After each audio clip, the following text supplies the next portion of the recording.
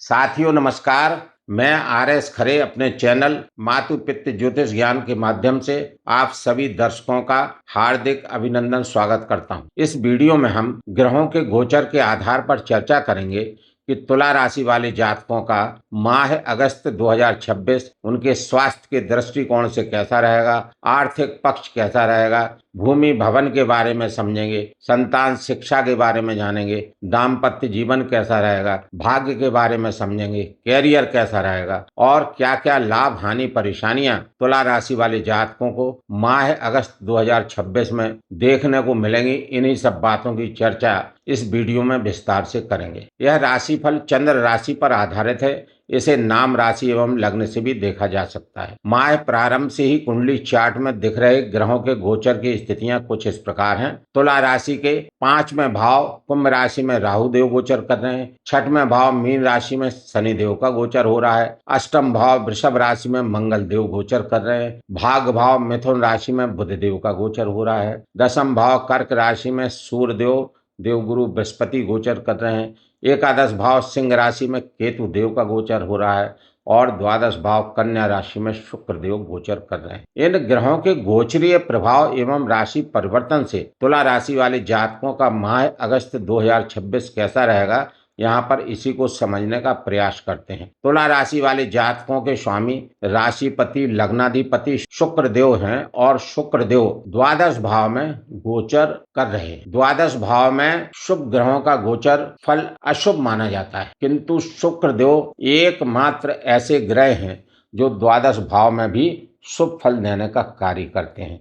अतः जो तुला राशि लग्न वाले जातक विदेशों में रहकर कार्य कर रहे हैं उनको उन्नति प्राप्त होगी, उनके कार्य का विस्तार होगा, आर्थिक पक्ष मजबूत होगा और जो विदेश जाने की प्लानिंग कर रहे हैं उन सभी को सफलता प्राप्त होगी और जो लोग एक्सपोर्ट इंपोर्ट का कार्य कर रहे हैं उन कार्यों में भी लाभ प्राप्त होगा। शुक्र देव 8म भाव के स्वामी होकर द्वादश भाव में गोचर कर रहे हैं, अतः सरल विपरीत राजयोग बना रहे हैं। यह सरल विपरीत राजयोग ज्योतिष में अत्यंत शक्तिशाली योग माना जाता है। इस योग के बनने से जातक विपरीत परिस्थितियों से जूझते हुए संघर्ष करते हुए सफलता प्राप्त करता है। अचानक विदेशों से धन लाभ के योग बनते हैं। आर्थिक स्थिति मजबूत रहेगी। समाज में आपका वर्चस्व बढ़ेगा और 8म भाव के कारकों से कोई भी रोजगार कर रहे हैं उनको लाभ प्राप्त होंगे। 5म भाव के स्वामी शनि देव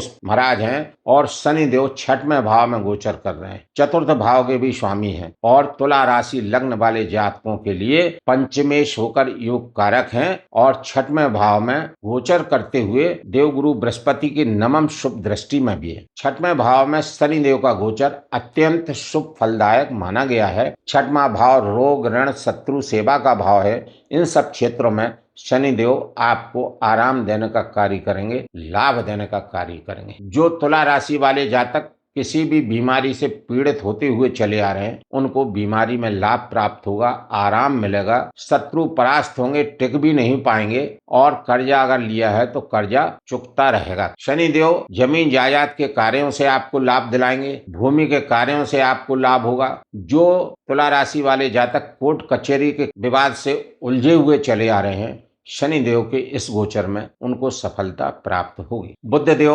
भाग्येश होकर योग कारक हैं और भाग्य भाव में अपनी ही राशि मिथुन में गोचर कर रहे हैं। भाग्य का साथ मिलेगा, भाग्य से आपके अनेक कार्य बनेंगे। बुध देव 5 अगस्त को राशि परिवर्तन करेंगे और 10म भाव कर्क राशि में गोचर करेंगे, जहां पर सूर्य देव और देवगुरु बृहस्पति पहले से ही गोचर कर रहे हैं। सूर्य और बुध का यहाँ पर बुधादित्य राजयोग बनेगा।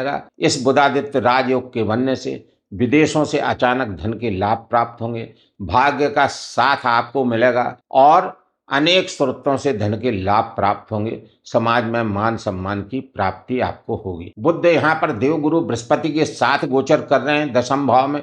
देवगुरु बृहस्पति ज्ञान के कारक हैं, बुध बुद्धि के कारक हैं। जब बुद्धि में ज्ञान का समावेश होता है तो कला निधि योग बनता है। पांडित्य योग भी इसको कहते हैं, यानी बुद्धिमत्ता अच्छी होती है। बुद्धि कौशल का विकास होता है जिससे जातक कैरियर में अत्यधिक उन्नति करता है। बुद्धि और विद्या के बल पर अनेक बड़े से बड़े कार्य करने में सक्षम रहता है। रोजगार में अत्यंत लाभ प्राप्त करता है, क्योंकि यह विष्णु स्थान है और देवगुरु बृहस्पति के स्वामी विष्णु भगवान है और देवगुरु बृहस्पति बुध के साथ में कलानिधि योग भी बना रहे। यहाँ पर मैं अपने प्रिय दर्शकों से विनम्र अनुरोध करता हूँ कि चैनल को लाइक, सब्सक्राइब एवं शेयर करना ना भूलें। साथ ही कमेंट्स में जय श्री राम, जय जय हनुमान लिखना भी न भूलें और वीडियो को अंत तक अवश्य देखते रहें, ताकि ग्रहों के विश्लेषण को भली भांति समझते हुए वीडियो के अंत में बताए जा रहे ग्रहों के उपायों को करके ग्रहों से लाभ प्राप्त कर सकें। सूर्यदेव कर्क राशि में दशम भाव में गोचर कर रहे हैं। दशम भाव में सूर्यदेव दिग्बली होते हैं और कैरियर में उन्नति देने का कार्य करते हैं। सूर्यदेव 17 अगस्त के बाद राशि परिवर्तन करेंगे और लाभ भाव में अपनी ही राशि सिंह में गोचर करेंगे। अनेक तरह से लाभ देने का कार्य करेंगे। संतान की शिक्षा, पढ़ाई अच्छी रहेगी और मनोकामनाओं की पूर्ति होगी। जो मनोकामनाएं पूर्व में रह गई थी वह सूर्यदेव के इस गोचर अवधि में पूर्ण होंगी। जो तुला राशि वाले जातक शासकीय सेवा में सेवारत हैं उनको शासकीय कार्यों में सफलता प्राप्त होगी। शासकीय कार्यों से लाभ प्राप्त होंगे। देवगुरु बृहस्पति दशम भाव में कर्क राशि में उच्च की राशि में गोचर कर रहे हैं। जब भी देवगुरु बृहस्पति केंद्र भाव में गोचर करते हैं, 1, 4, 7, 10 ये 4 केंद्र भाव होते हैं कुंडली के, इनमें से किसी भी केंद्र भाव में गोचर करते हैं तो अत्यंत शुभ फल देने का कार्य करते हैं। किम कुर्वन्ति ग्रह सर्वे यश केंद्रे बृहस्पति। यदि देवगुरु बृहस्पति केंद्र भाव में गोचर कर रहे हैं, बाकी अन्य ग्रह अशुभ हैं, कमजोर हैं, तो जातक को विपरीत रूप से प्रभावित नहीं कर पाते। तो तुला राशि लग्न वाले जातक इसी बात से भली भांति समझ सकते हैं कि तुला राशि वाले जातकों का दशम भाव में गुरु का गोचर कितना महत्वपूर्ण है। और यहाँ तो देवगुरु बृहस्पति कर्क राशि में उच्चस्थ स्थिति में गोचर कर रहे हैं, तो पंच महापुरुष नामक राजयोगों में से हंस नामक राजयोग बना रहे हैं। हंस नामक राजयोग ज्योतिष में अत्यंत शुभ महत्वपूर्ण योग माना जाता है। इस राजयोग के बनने से